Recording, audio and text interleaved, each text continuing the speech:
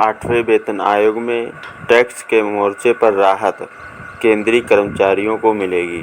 तो ये जो टैक्स को लेकर के एक अपडेट है, जो जितने भी केंद्रीय कर्मचारी हैं उनको लेकर के मांग की गई है संगठन के द्वारा कि इनको टैक्स में राहत दी जाए।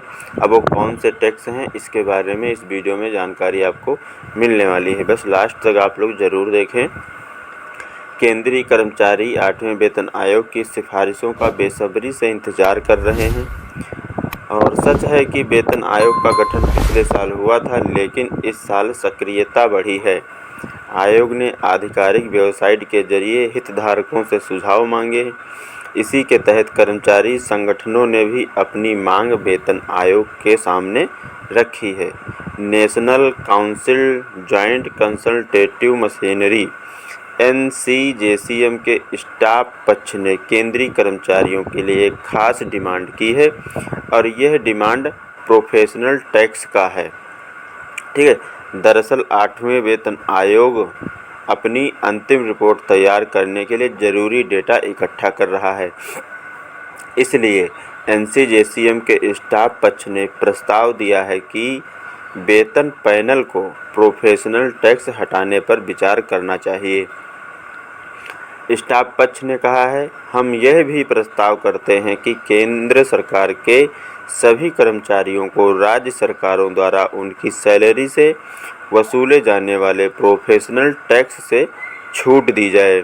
उन्होंने आगे कहा, कर्मचारी पहले से ही इनकम टैक्स और GST वगैरह का भुगतान कर रहे हैं। इसके अलावा केंद्र सरकार के कर्मचारियों पर प्रोफेशनल टैक्स की वसूली का बोझ भी है। स्टाफ साइड ने आयोग से यह भी मांग की है कि संशोधित वेतनमान 1 जनवरी 2026 से लागू किया जाए। इसके साथ ही नए वेतन ढांचे का लाभ उन केंद्रीय कर्मचारियों, केंद्रीय पेंशन भोगियों को भी मिले जो 1 जनवरी 2026 से पहले रिटायर हो चुके हैं। डेटा जमा करने की समय सीमा जो है वो भी बढ़ गई है। वेतन आयोग ने मंत्रालयों, विभागों और केंद्र शासित प्रदेशों को आवश्यक जानकारी जमा करने के लिए राहत देते हुए डेटा कलेक्शन पोर्टल पर सूचना अपलोड करने की अंतिम तिथि 31 जुलाई 2026 तक बढ़ा दी है। सभी जानकारी केवल ऑनलाइन डेटा कलेक्शन पोर्टल के माध्यम से ही स्वीकार की जाएगी। ईमेल, हार्ड कॉपी आदि के जरिए भेजी गई जानकारी पर विचार नहीं किया जाएगा। 18 महीने का मिला था समय। ठीक है। दरअसल 8वें वेतन आयोग को अपनी सिफारिशें सरकार को सौंपने के लिए 18 महीने का समय मिला है। बीते साल नवंबर में वेतन आयोग के गठन के बाद यह अवधि साल 2027 की पहली छमाही में पूरी हो रही है। हालांकि ऐसा अनुमान है कि वेतन आयोग 2027 की दूसरी छमाही में अपनी सिफारिशें सरकार को सौंप देगा। यह सिफारिशें 1 जनवरी 2026 से लागू होने की उम्मीद है। 7वें वेतन आयोग का कार्यकाल 31 दिसंबर 2025 को ख़त्म हो चुका है।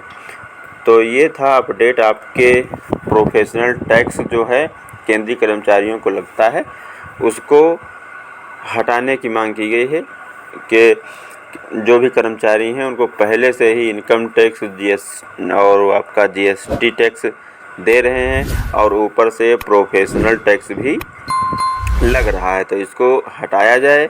और साथ में ये भी बताया गया है कि जो राज्य कर्मचारी हैं, केंद्र के सभी कर्मचारियों को राज्य सरकारों द्वारा उनकी सैलरी से वसूले जाने वाले प्रोफेशनल टैक्स से छूट दी जाए।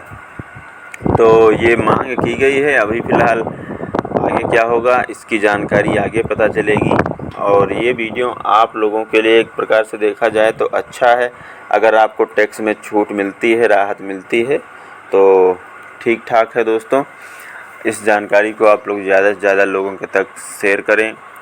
और अगर अच्छा लगा है पूरा अपडेट तो एक लाइक कर दो और चैनल को सब्सक्राइब करके बेल आइकन ज़रूर प्रेस कर दो।